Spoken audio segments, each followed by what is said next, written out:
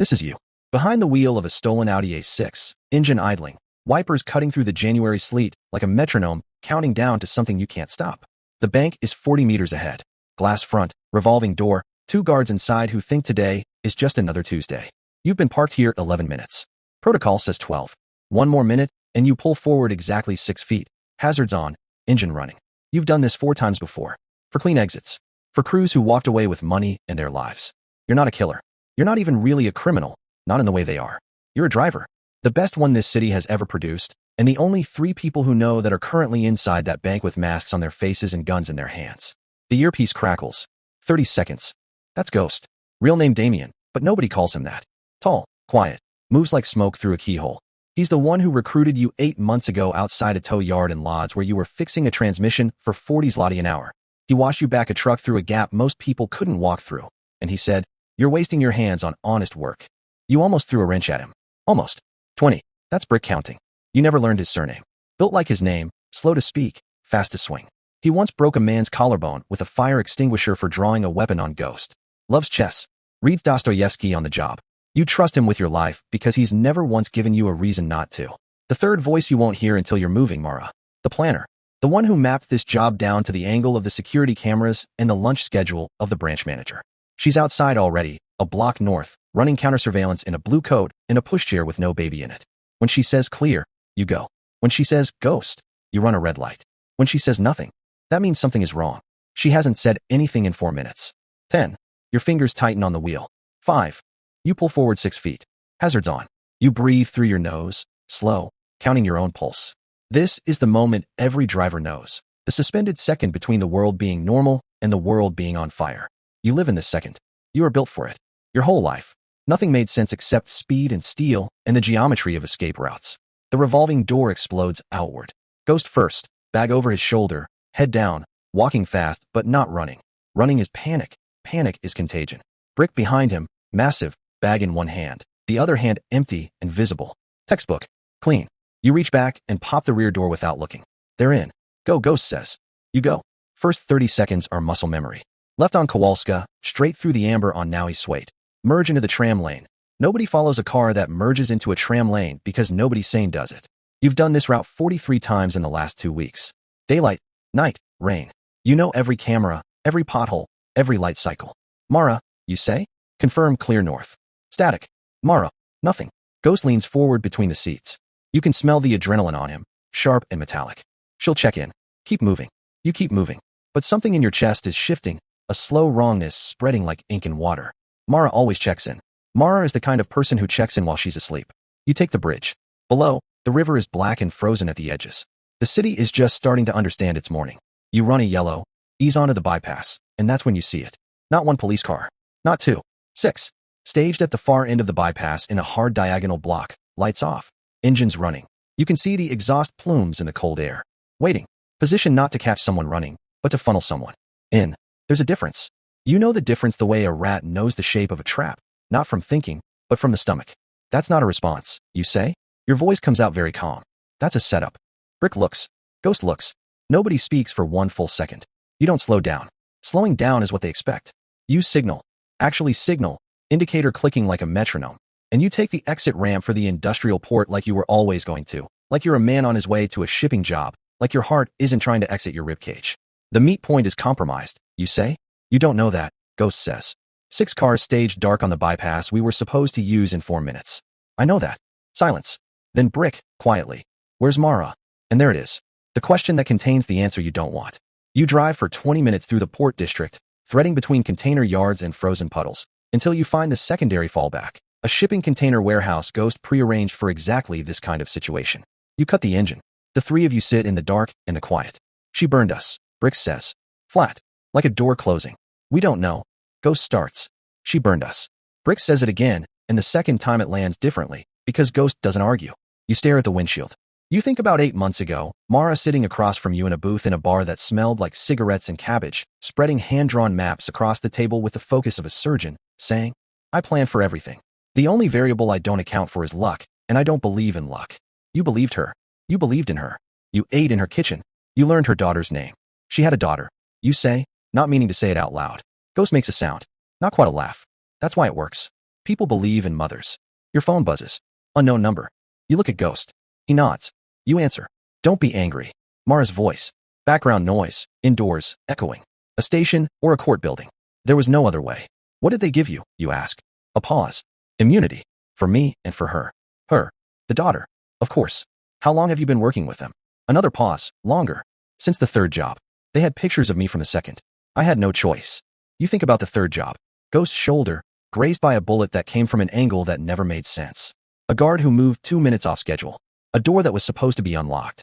The guard on the third job, you say? That wasn't random. I'm sorry, she says. And she sounds it, which is almost worse. There's a car in Bay 7 of the port warehouse. Navy blue Skoda. Keys above the left rear wheel.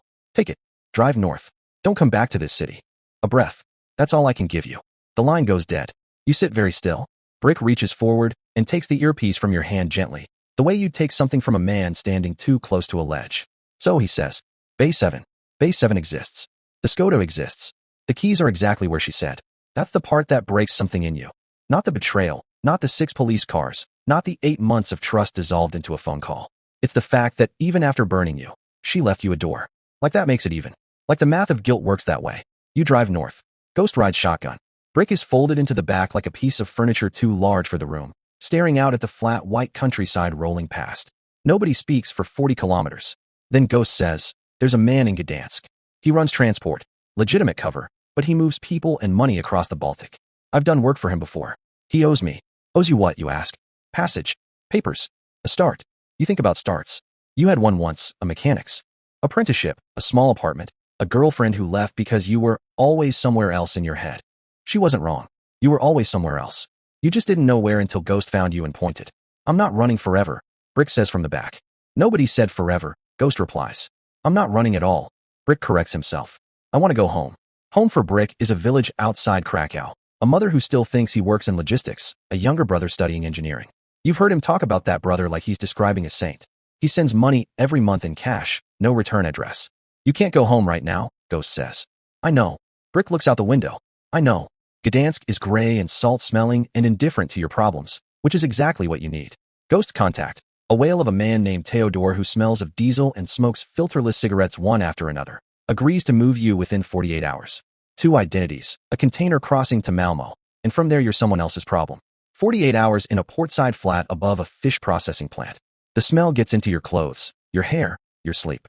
On the second night, Ghost finds you sitting at the window watching the cranes move in the dark harbor, slow and mechanical and purposeless looking, shifting containers from one place to another for reasons only they understand. You're going to be okay, Ghost says. I know. That's not what's bothering you. You look at him. In 8 months you've never had a conversation like this. Ghost talks about jobs, logistics, contingencies, not feelings, not the interior life of men in bad situations. I don't regret the driving, you say? That's what bothers me. I should regret it. For jobs. I helped take money that wasn't mine. And I don't feel anything about it except, good. Like it was the only thing I was ever supposed to do. Ghost is quiet for a moment. Maybe it was. That's a terrible thing to be. Most true things are. You watch a crane release a container into darkness. Somewhere in the building below you, something is being processed that used to be alive. Mara's daughter, you say? How old? 7, maybe 8. You nod. You don't say anything else. You don't need to. You understand what Mara did without forgiving it. And that understanding sits in your chest like a stone that's too heavy to carry and too important to put down. The crossing takes 14 hours. You spend most of it in the container, the 3 of you, and a chemical smell and the deep bass groan of the ship's hull. Brick sleeps sitting up. Ghost reads something on his phone, screen dim. You listen to the ocean on the other side of the metal wall, vast, indifferent, old. You think about the drive. The moment the door opened, and they climbed in. The way your hands knew exactly what to do while your brain was still catching up. That fraction of a second where everything was pure. No past, no consequence, no Mara, no trap. Nothing but the geometry of the road and the physics of the machine and the animal certainty that you were doing exactly what you were made for. You'll never be able to explain that to anyone who hasn't felt it. You're not sure you want to. Malmo receives you without ceremony. Gray morning, salt air again. Seagulls screaming about something that doesn't concern you.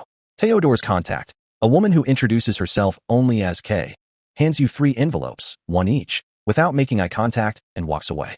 Inside yours, a Swedish ID, a debit card, an address, and a folded piece of paper with 4 words in Polish handwritten in Mara's unmistakable precise script. Zostań bezpieczny. Przepraszam ci. Stay safe. I'm sorry. You fold it back.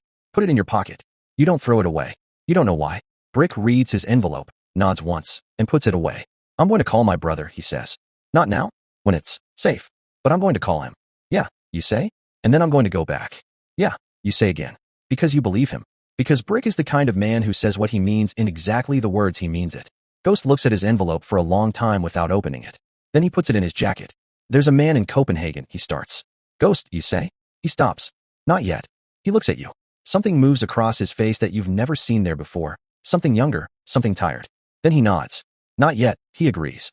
The three of you stand on the Malmo waterfront while the city starts its morning around you. Ordinary and clean and completely ignorant of what crossed the water in the night. A tram passes. A woman jogs with a dog.